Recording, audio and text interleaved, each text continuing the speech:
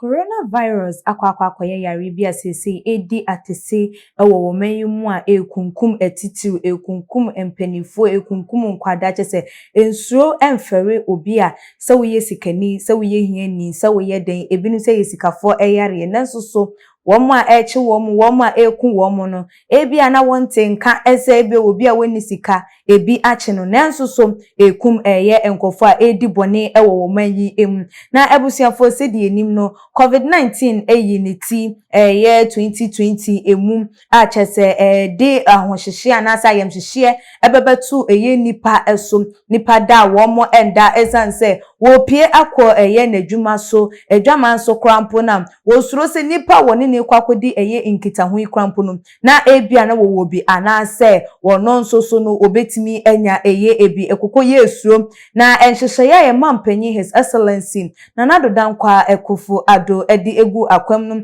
ebre enuoma ase to the extent say afi na nipa nya rehye se yare yi ye betimi aso ano akonkoden amatimi afiri wo mayi emu nanso akwa yesi eye afi 2021 emu edie ebusuafo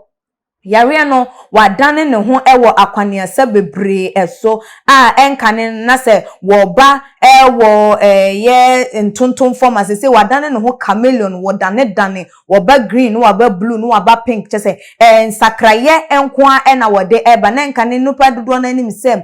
nose mask se wo di nhyehyeye no eso wo wash your hands with soap and running water use hand sanitizer enunko na ebo nanso ye hunu se womo di nhyehyeye no so krampo no ebinom krampo etimi wo ye hwe ye papa ye despite nipa no woda ni dwumedie ano ye best point savings and de hu ya ne se wono so wa film na enedai de ebusuafo de ababeto ya pono eso sem ye mame a ni din de Josephine Biden Agyarko ne de wato anananom ewo eye ensiedo na to a woto aye no COVID-19 ya eneyi no efiri honom na ya mame a ye ka ne ho asemi ebia na ni din ebe ye wo na kakra se ase wati ni din pen ase wunim no wo ye wife the late former member of parliament for Ayawaso West constituency yem papa ni din de Emmanuel Chematen Agyarko a wonya ne baby ekoye eno that was in 2018 November no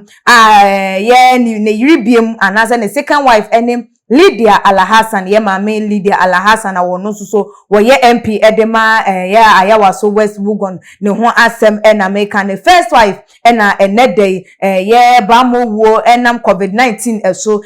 no edi afri atiasefo asasi ye eso na ebusuafo enchemu ebebeto edwa yesem na sedem di kan COVID na ebi na enyanom nanso so na wo respond to treatment a chese ye a doctor for ehwe no ehunu mani no de nyoma ye de yesisisi ne so ehunu se de ebe ya anka wo mo betimi age eye ne nkwa nanso so se de da ne dan panifo kase wo krade a nkwa entumi enje na ebiem so wo atwe de ba ko emfuru na wo bia ebeko entino ye mame entimi angina eye okoden no ano anko amfa ama ne krama se de COVID-19 na edi ne su enkonim a wode akwakoto anananom ewo eye ensiedom na se de enim no wanso wo bia ewu a na akwakwakoye awerho akwakwakoye adwo akwakoye benabom na nunti ama abusuafo a request for a year privacy mo na wo mpese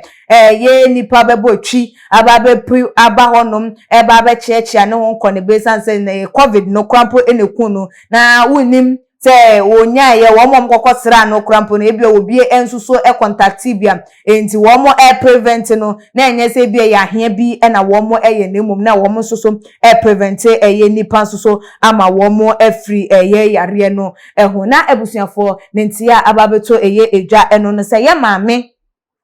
wo ye Josephine Biden Agyarko former member of parliament awanya ne baby ko Emmanuel Chematen Agyarko wono so enya ne baby ko that was November 2018 no enedai ne ho kanya wodi kan eware no ansa na ye mame Lydia Alhassan enso so ebeto so as a second wife no so atoa ne kunu ewo eye asamando a akwakoye eye arehosem na ye gina eye akonya yiso ama ebusuafo ne adofo ne ye enane eja ade ato wo mani ye mo nyina yakọ ene hyede na ye kai mu ebiemu esem se de nkaibo no ekọ ne se de enioma ekọ no betimi a beya se woni dwumadi na woni baabia ekọ a enye se party ne won kwamba se kwampo de mampanyi the restrictions asagwa akwamu moma ye nhwe na yendi so esan se yare covid-19 no eda so ewo ho enko ye enfree wo mayi emu eda so edi etintiman enti se wo pie na ene nose mask no ne bonye den once the pe wonsusu tobi na ene fa hye wo hune kata wo hune se de be ya wo be prevent wo hum edi afri yare no ho because se de kunkum no se de nanka nim no enkane no enye sa ena sese wo ye de wotie ebiem sese wadane ne ho wadane adadantoma enim ekwan a wonam so ede ebeba wo nchen enti wo prevent wo ho no na enye wo nkwa na wo prevent wo ho na wo prevent wo ne wabusuafo wadofonom ene obibia enti moma ye nhye ne so na nose mask ne yenyusu hand sanitizers ne nso so no moma enwo ye ho abre ne abre bia na ebiem nso so no